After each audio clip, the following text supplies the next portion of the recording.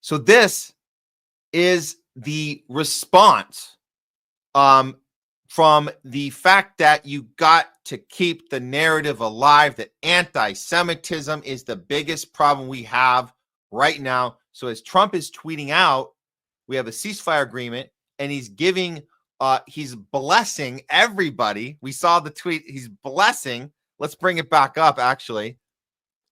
Look at him at the bottom of this. After he claims this to be a 12-day war, which it turned out it wasn't, he's blessing. God bless Israel. God bless Iran. God bless the Middle East. God bless the United States of America. God bless the world. So we made a joke earlier that, he's getting into Miss Rachel territory, wanting everybody to be happy. Everyone. That includes Iran. He didn't say Palestine, but he's including the enemies of Israel in saying God bless all of them. That could be a problem because, as we know, anybody that gives any sort of love and respect and humanitarian acknowledgement to anyone outside of what Israel wants is being labeled anti-Semitic. So today, Jonathan Greenblatt, the master propagandist that has to instruct every network and everybody with influence, has to instruct them, all the politicians, has to instruct them how we keep this narrative that anti-Semitism is the greatest problem.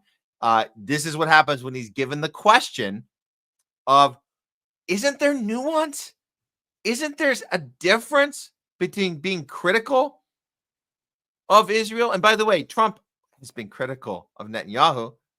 So can Trump bless Iran and say F you to Israel and breaking this agreement? How dare you?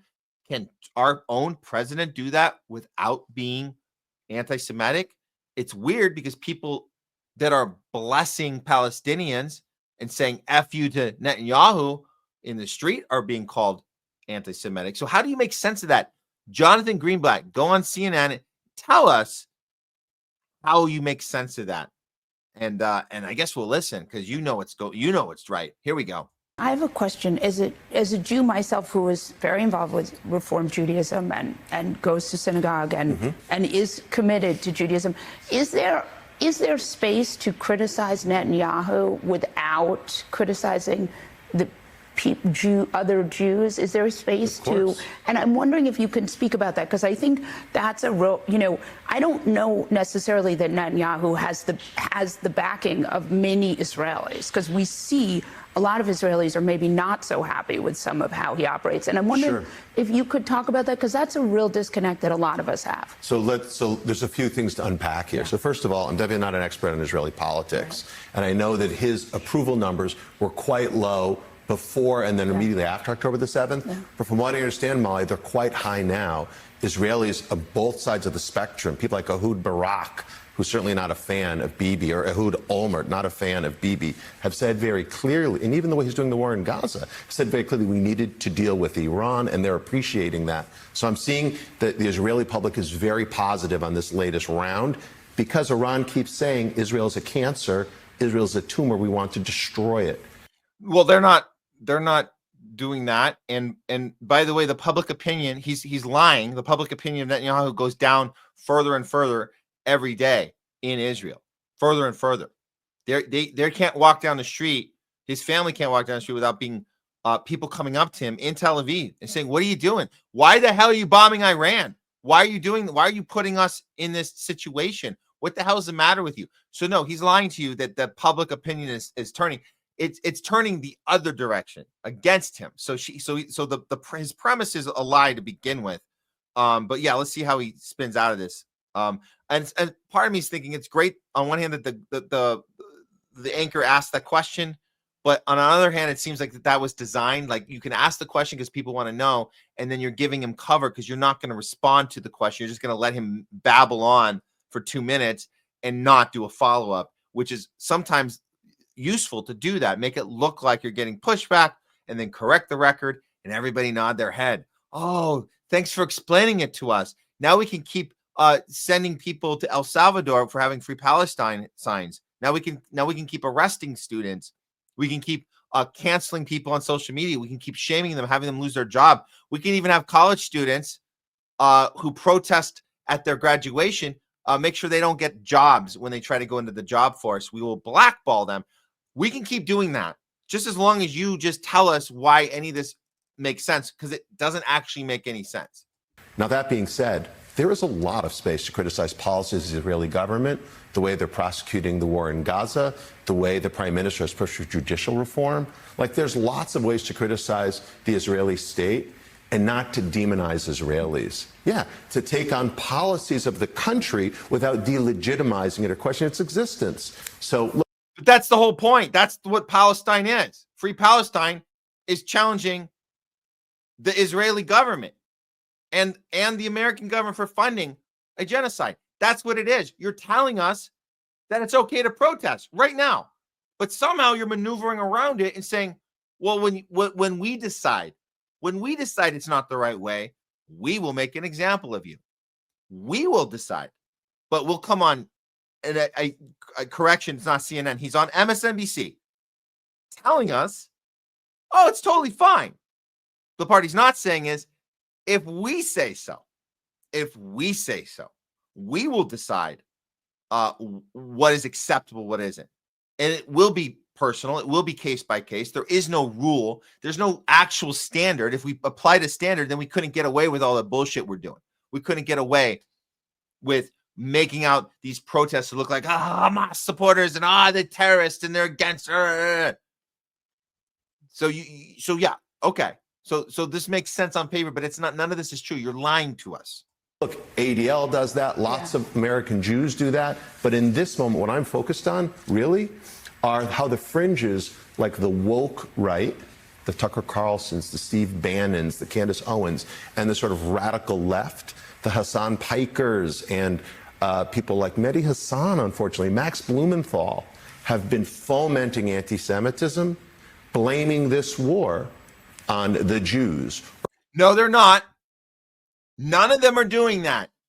You psychotic son of a bitch. Nobody is doing that. And you point them out.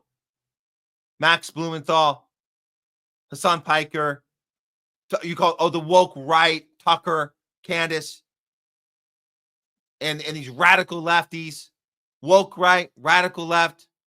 You can't say woke left because woke left is right in line with the Zionists. That's what we that's so you got to do. You got to call them different names. It's apparently woke right, radical left. They're not doing that. You're lying. And unfortunately at MSNBC, even though that was a great question to start off with, there won't be a follow-up to this. There won't be can you give me an example? The last guy you said. You just said a lot of names. You just threw a lot of people under the bus. You just lied about a lot of people. You just lied to our faces. But can you just give us one example of any of those people? Play me a clip. Show me where Max Blumenthal blames this war. It's not, I don't know if he's talking about Palestine. He's talking about Iran. Iran's a war. Palestine's a genocide. It's not a war because Palestine can't fight back. So that's not a war. But show me one clip of any of those people, Tucker, Candace, Max, any of them, blaming it on the Jews. You can't because you know it doesn't exist. And you know that you pre-screened this interview that you're not going to get a pushback about it. So you can just say it, Jonathan Greenblatt.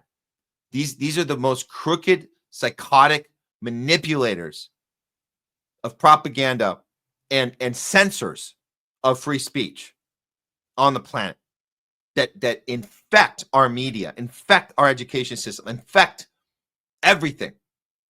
So he can come on here, lie about what is and what isn't considered anti-Semitism, and then name drop people and just say, oh, they're blaming it on the Jews. What the hell are you talking about? You psycho son of a bitch, man. And there won't be a pushback. Or the Zionists or the neocons. And I think that kind of classic anti-Semitism I find very troubling. You find it very troubling. You find it very troubling. No, it's actually, I'll go further. You don't find it troubling. You have to create it, pretend it exists, because you actually need it to exist. Oh, there's the rub. There's the rub. It's not actually troubling. It's actually part of the design is you create the thing, you call something else the thing when it's not. Now you have the thing, and now all of your actions and behaviors can be reactions to that thing. Without that thing, you don't get to do all your actions and your horrible behavior. You don't get to do your thing. You don't get to do your thing if you don't have that thing. So it's doubly disgusting and despicable that you can sit there and say, I find it troubling, when in the reality is you find it exciting. And the it doesn't exist only because it only exists because you said it did. So it's a double opposite of I find it troubling. No, you find it exciting. It fuels you. You can't survive without it. You can't do what you do without it. You need it. So you create it, you plant it, you manipulate it, and you're throwing people under the bus right now and saying they're blaming wars and genocide on Jews, which they're not. But Trump tweeted that out about blessing everybody, including Iran, and then later followed it up with Israel better get their shit together because they fucking suck. So how